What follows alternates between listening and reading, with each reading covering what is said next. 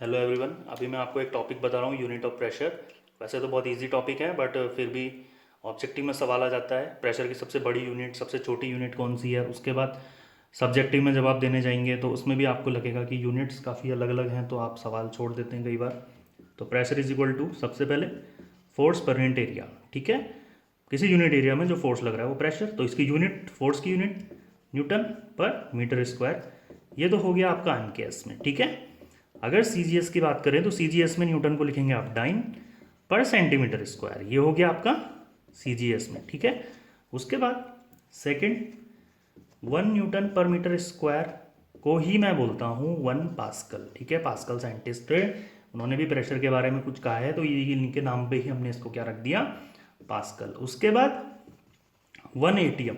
ATM means atmospheric pressure.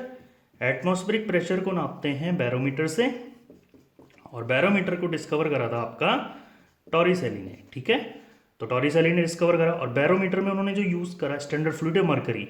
Mercury use इसलिए करते हैं बिकॉज डेंसिटी हाई होती है और वेपर प्रेशर इसका कम होता है। ठीक है, तो जिस वजह से मरकरी को यूज़ करते हैं।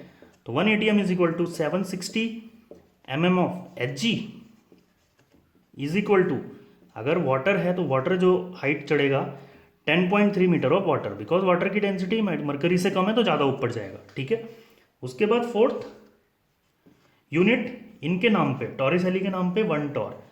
तो 1 टॉर इज इक्वल टू होता है 10 mm ऑफ Hg। तो इसका मतलब 1 ATM इज इक्वल टू आप लिख सकते हैं 760 mm of Hg is equal to 760 torr, बिल्कुल लिख सकते हैं। पांचवी यूनिट जो आपको ध्यान रखनी है, पांचवी यूनिट आपकी जो प्रेशर की हो जाएगी वो हो जाएगी बार। बार इसलिए क्योंकि बैरोमीटर से नापते हैं तो बार। तो 1 bar is equal to 10⁵ pascal. तो पास्कल न्यूटन पर मीटर स्क्वायर। ठीक है, फिर 6 unit 1 ATM is equal to क्या लिख सकता हूं मैं, 1 ATM इज इक्वल टू लिख सकता हूं, एक और यूनिट होती है आपकी PSI, पाउंड पर स्क्वायर इंच। पाउंड पर स्क्वायर इंच बोलते हैं इसे। ये आपका टायर प्रेशर नापने के काम आता है। जो आपने देखा होगा जब गाड़ी में हवा भराते हैं तो वो जो गेज रहता है तो वो आपका PSI में ही मेजर करता है। ठीक है, 7th यूनिट हो जाएगी, देखो आपकी 1 ATM इज इक्वल टू होता है 101,325 pascal is equal to 1.01 into 10⁵ newton पर मीटर स्क्वायर, या फिर इसको पास्कल ही रहने दो। तो ये आपका क्या हो जाएगा 1.01 10⁵ न्यूटन पर मीटर स्क्वायर को मैं क्या लिख सकता हूं, बार। न्यूटन पर मीटर स्क्वायर या पास्कल को मैं 1 बार लिख सकता हूं। तो 1 ATM लगभग लगभग आपको 1 बार के ही बराबर लग रहा है। तो इसीलिए एटमॉस्फेरिक प्रेशर बोलो चाहे बैरोमेट्रिक प्रेशर बोलो एक ही बात है। ठीक है ना, तो ये आपको ध्यान रखना है।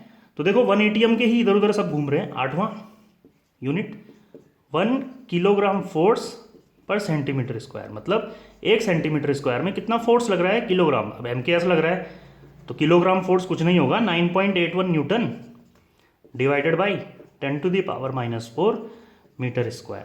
तो ये आपका हो जाएगा 9.81 इंटू 10⁻4 न्यूटन पर मीटर स्क्वायर को क्या लिख सकते हैं, पास्कल। ठीक है, तो ये आपको ध्यान रखना है।